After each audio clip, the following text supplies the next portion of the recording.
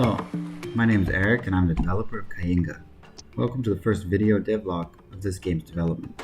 Today I want to talk a little bit about basic resources and how to acquire them. You can see here in the top left our starting resources. We have food, mud, reeds, logs, and bamboo.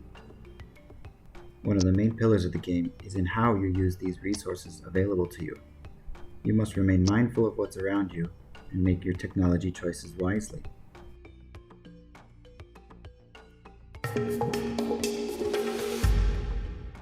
Here I've decided to start with mud huts because I'm in a lower elevation and there's quite a bit of mud around. You can see this building requires 2 mud to complete.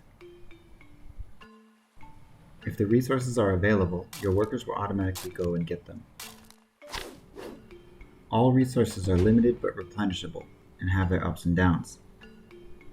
Today we'll cover how each of these 5 are harvested and replenished. First, we'll talk about food. Food is the only basic resource that is not replenished naturally. It's one of the most important resources as it's what's needed to produce more people.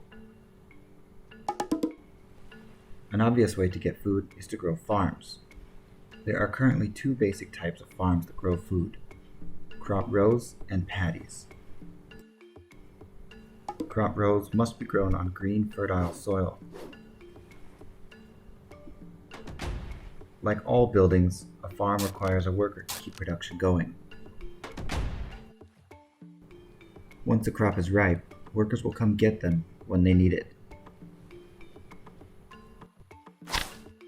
At this point, it's probably a good idea to put the food in storage, as it can be easily destroyed by animals and weather events while on the farm.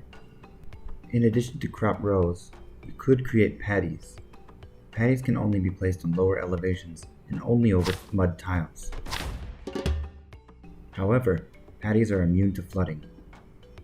Of course, basic farming isn't the only way to get food. There's also fishing, hunting, and some more exotic avenues to take. Let's move on to the construction materials.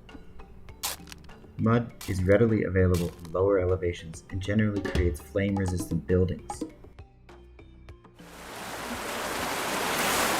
Mud automatically replenishes itself after flooding, but if you're not patient, you can research the clay pit technology. Reeds are quick to build with and grow in all elevations, but the buildings built with reeds are weak to the elements and quite flammable, so it's a bit of a trade-off.